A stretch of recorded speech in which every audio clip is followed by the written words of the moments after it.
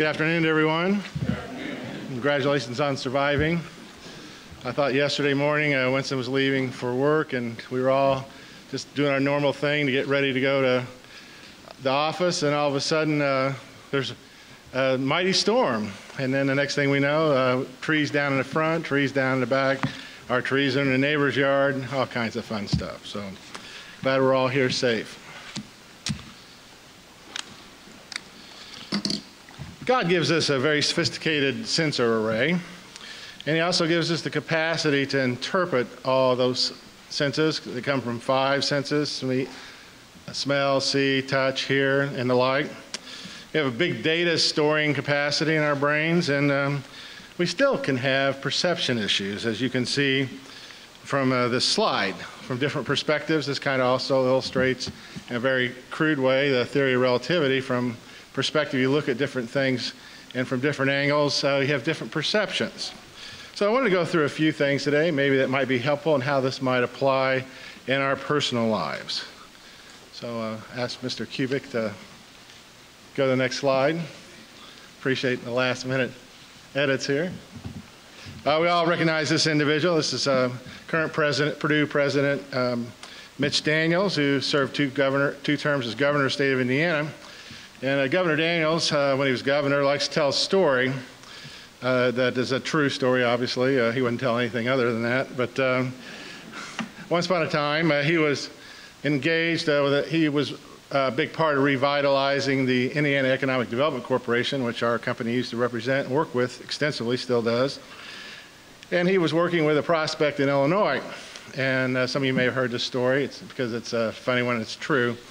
So as he was working with this prospect in Illinois, they were, one of his hallmarks was he was personally engaged in trying to convince people to move to Indiana, because Indiana didn't have a great reputation when he became in as governor, which it does now.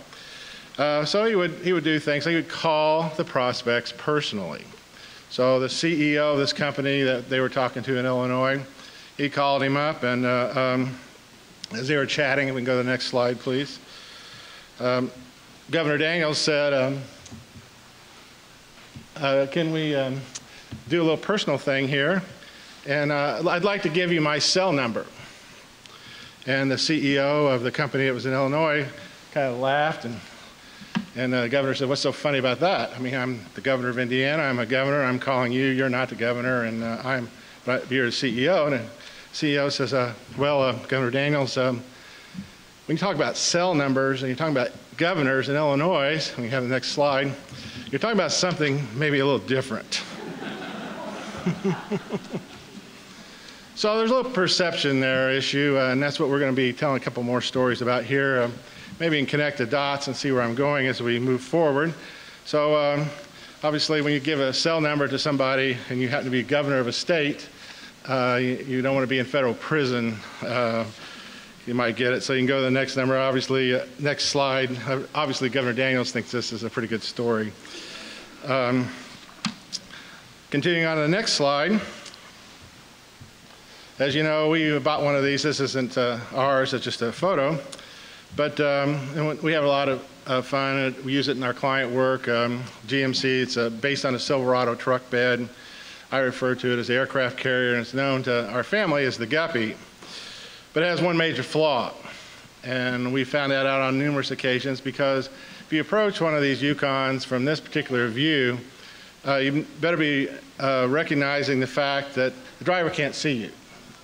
So especially if you're in a littler car, like one of the Turgeons, little sports cars, and you look out the back and you're below the window because it rides pretty high, you can't see it. So that means over the couple of years we've owned this car that I started collecting the rather varied number of insults and curses and rude but innovative hand signals that I've gotten as I try to turn right, and all of a sudden I can't see. So the only way to deal with this, we can go to the next slide, is to want to do one of 2 things, and that's to turn completely around and look back and down, which you're taking your eyes off the road, which is not a good thing, because then you're making yourself vulnerable to frontal traffic. But what GMC has tried to do is they've tried to actually create some technology that will reduce the rude hand signals, because you're supposed to be able to see that in your rearview mirror. And sometimes it works. But it does refer to a rather dangerous part of driving, which we all refer to as the blind spot. So you might want to keep that in mind. So I'll go to the next slide. Really appreciate Mr. Kubik doing this short notice. If you haven't read this book, it's a great book.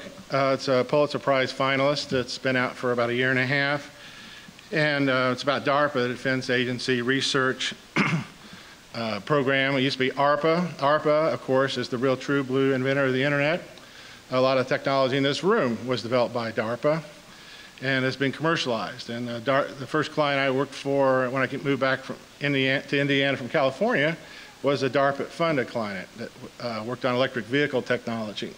We did a big event within Governor Bai over that. So DARPA is responsible for a lot of various and sundry major innovations. All your cell phone technology is DARPA related. It's all projects. It's called the BRAIN. It's the greatest minds that work in human history have worked for DARPA and continue to do so. So why is this pertinent to a ServaNet? Well, back in the 1940s, it was then called ARPA, not DARPA yet, but it was responsible for nuclear war testing and nuclear technology. And they didn't know a lot about what happened when nuclear explosions occurred. They knew, obviously, when they dropped one on Hiroshima and Nagasaki, it was a very bad day for those people. But they didn't know what it would do in terms of actual warfare, and there was a lot of mythology that developed in the mid-1940s. And one of them was that the admirals in the U.S. Navy fervently believed, and it talks about this in the DARPA book, how all their ships would survive a nuclear attack. So as long as they weren't directly in the attack or underneath it or in some way involved in a concussion blast wave, most of the ships at that time were armor plated. And some, like if you've ever been on the USS Missouri in Hawaii, some of the armor plating is literally 16 inches thick, and shells bounce off of it. It was built to withstand a major attack, and the admirals fervently believed, smart as they were, that their ships would survive. So if you can go to the next slide. There was one ship in particular. It used to be a battleship. It was a World War I battleship. It's called the USS Independence. And there's another USS Independence. It's an aircraft carrier. It carries that name today. But this was actually a battleship from World War I that after they had Pearl Harbor and they were trying to come up with floating aircraft platforms to replace and augment the aircraft carriers that were getting lost at sea at Midway, in the Battle of Midway.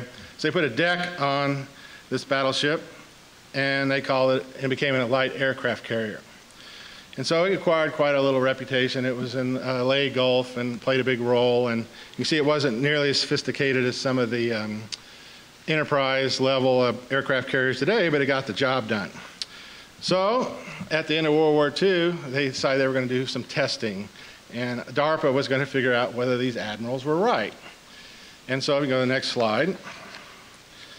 They had a little test here, and this is called, this was the Baker test, and they took a Nagasaki level bomb, and they dropped it on a bunch of ships, and it sank them all except for two. One was USS Saratoga, but it was such a melted mass of slag that it couldn't do anything, and the other was USS Independence, but it was pretty beat up, and so they decided to do one more test. They brought some other ships in, and they had this Baker explosion. Now, this is a Nagasaki weapon. You've probably seen a similar photo of what was the Castle Bravo H-bomb test, which was much, much, much bigger, and for a long time was the largest exploded nuclear weapon in human history until the Soviets blew one up that was monstrous. But so what happened? How'd the Admiral's theory work out? How'd that work for them? Well, you can go to the next page, or the next slide, and that's what it looked like. So it didn't work out very well. So after this second blast in particular, it totally decimated the Indy ship, and so the admirals were wrong. You can see through it, and you couldn't fight this ship if you wanted to. There's no way you could return it to any kind of serviceable ship to fight a war with. So they decommissioned it because they didn't want this floating around as a U.S. Navy ship, and they towed it back to San Francisco because they wanted to try to figure out why it floated and others didn't. So they studied it for about a year or so, but the issue at the time was, and this was sitting in San Francisco Harbor, and it was highly radioactive. And people didn't quite know what to do with it. So if you're a U.S. admiral and you got a ship that's failed and your theory has failed, and your ship is radioactive and you're done looking at it, what do you do with it? Well, you find an ecologically sensitive area and you sink it in the middle of that. That's what happened. So the U.S. admirals had it towed about an hour or so off the California coast and torpedoed it and sank it in the Morro Bay Ecological Sanctuary. And now it's not very radioactive, and if you looked online, you would find it. It's recently been rediscovered, and they're checking it out, and it's nice. But another failed perception, another failed blind spot where admirals who thought their armor would protect from nuclear war did not happen. So we go to the next slide. Now this is the big one. This is for you men out there, especially single men. I have one here. For you men out there, this is the basket of miraculous power. So what is miraculous about this basket? Well, I believe some married men know how miraculous this basket is.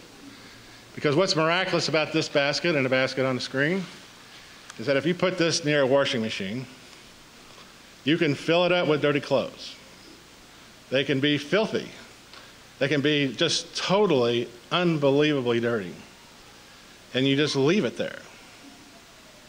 Then miraculously, the next day, those same clothes are folded and warm and clean and on your bed. And you didn't do anything to them.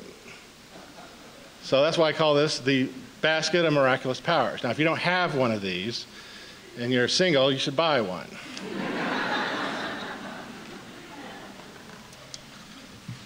And if you believe that delusional story, go to the next slide.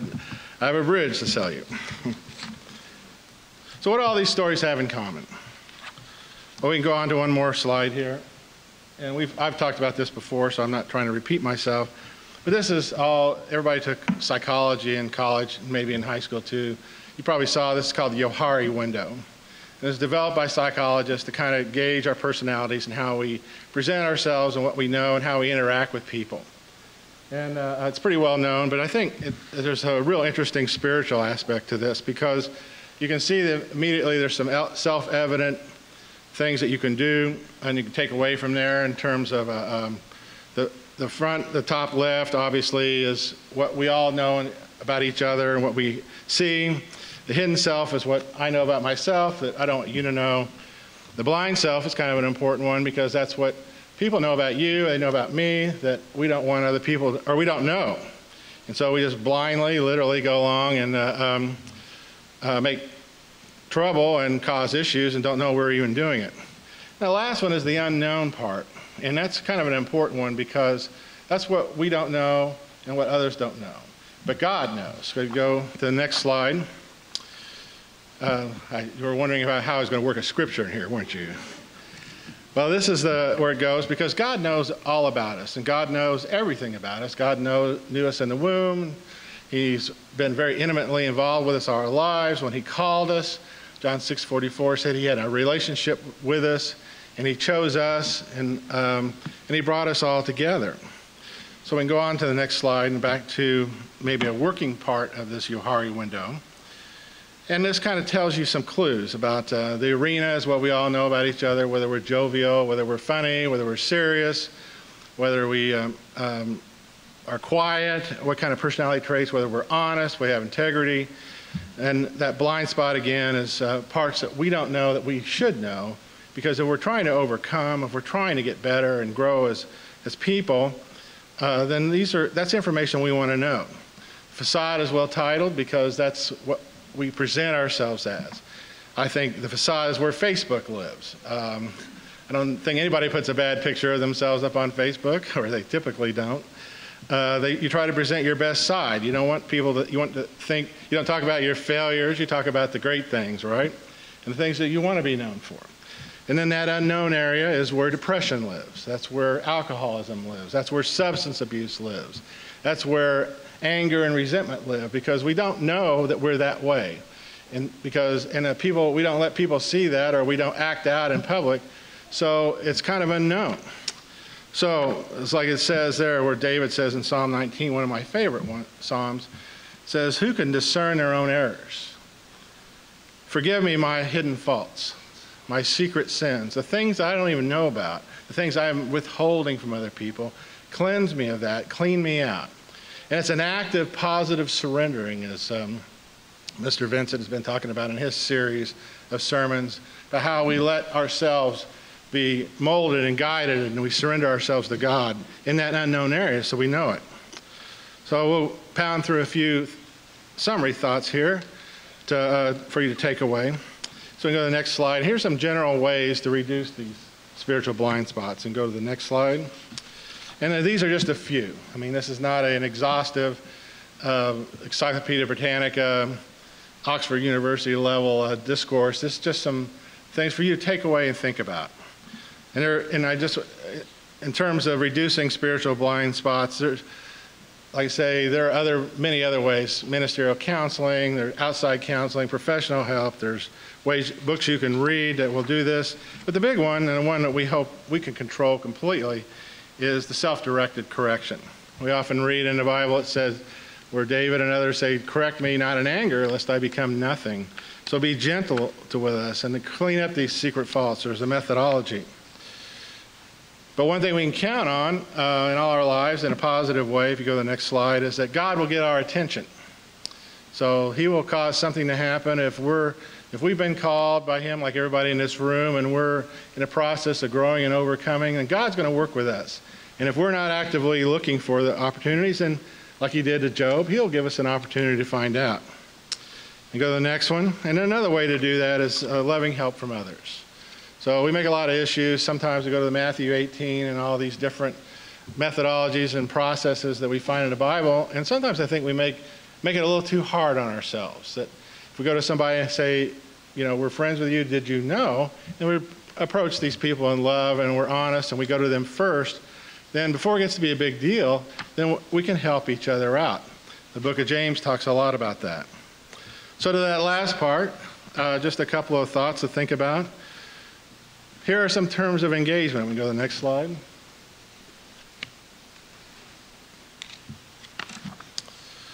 And these you got to be careful with. So we'll just go to the first one. We know all these already, but I'll just summarize them for you. First one is take the beam out of our eyes. Okay, that's an easy one, but it's a tough one, because the questions we need to ask ourselves before we talk to anybody about his or her issues are, what's the motivation that we might have? And do we have all the facts? So we'll go to the next one. And Dr. Hay wrote an article about this a long time ago. I was trying to find it. It's transference is what it's called in psychological series, and some of our other fellowships in the world, and particularly AA and Al-Anon, talk about you spot it, you got it. And what that means is there's a common error where we can have a character defect. We can have something so wrong with us, so intimate, that's in that fourth quadrant that we don't want to talk about, and we don't really know it because it's too hot. We don't really want to think of ourselves as being that capacity, so we get into denial. We start rationalizing, start practicing delusional pathological behavior. And what happens is we project that on other people. So we have to be careful. We go to the next slide. And then finally, we have to do everything in love. That's the hard part, because that's a difficult challenge for anybody, because oftentimes that's not natural. There's some people that you love to be around because they love everybody, and if you're like me, you have to constantly correct and try to bring that human nature under control and surrender that to God. So that comes from a supernatural source. The divine love that's shed abroad in our hearts through the Holy Spirit is the kind of love that makes these things happen. And this can be a real positive, light, easy thing if we do it early on. Okay, so to sum up, and I mentioned too, when we talk about, I want to be real clear about the fact that this is not all introduced by ourselves. This is not what they used to call Peglegarian doctrine, where everything is man-made, because there is an adversary out there that wants to deceive us and wants us to think terrible things and wants to create havoc in our lives. And we know that, and when we talk about blind spots, that's his chief goal, is to blind the world, as we know in 2 Corinthians 4:4. And then we're talking here about Satan, the adversary. So there are some supernatural elements too, but also there's some self-induced bits. Go to the next slide, just to be sure that everybody knows this, that this is a delusion. There is no basket of miraculous powers, although sometimes I think it is, especially when we have a table that should probably be called the miraculous table in our house, because anything that gets put on it disappears, sometimes permanently. So to sum up here real quick, let's go to the next slide. We all have spiritual and behavioral blind spots. Nobody's exempt. Next slide. If we have a Yahari window and we use it in a spiritual capacity, just think about it and relax into it and ask God to reveal to us what our secret sins are and what our strengths are. It's the same thing. You can turn this all around. It's not all negative. We have positive Yahari windows where people tell me, I can't do this. I'm like, what are you talking about? You're the most brilliant person I ever met. And they go, I'm not very good at this. And you're like, is this negative self-talk or what? Because there are positive Yahari windows where we have strengths that we're not aware of. And people go, that person is the best, fill in the blank, there ever was. And we never know that. We don't believe it. So there's a different side to that, to be positive. Next slide. And if we're complacent about not investigating that Yahari window, God will create an opportunity for us to find out more. Next slide. And here's the fact. Those opportunities for learning will be cheerfully repeated until we get it. So we want to get a little proactive there. And then, continuing on, we can help others without being busybodies on the next slide. And then, getting close to the end here. You can tell I'm not a politician because I am getting close to the end. Love is the identifying characteristic. You can go to the final slide. And that's what Christians are known for. They love each other, and Christians who love each other help each other. And sometimes it doesn't mean you correct people, but if we're all working together to become the best we can be and to be positive and achieve our real potential, then we're going to have some great things happen to us individually and also collectively as a church. So last two slides, key takeaway, don't wait for God to create a learning opportunity, because he will. And you can work with him to do it. And if you take advantage of these learning opportunities, if you take advantage of this spiritual Yahari window, if you take advantage of seeing not only the weaknesses but also the strengths, then what is promised to us, the last slide, to he who is victorious, who conquers, who overcomes, you get to eat of the tree of life. You get eternal life. You're given authority over the nations. And we get to be in the kingdom of God.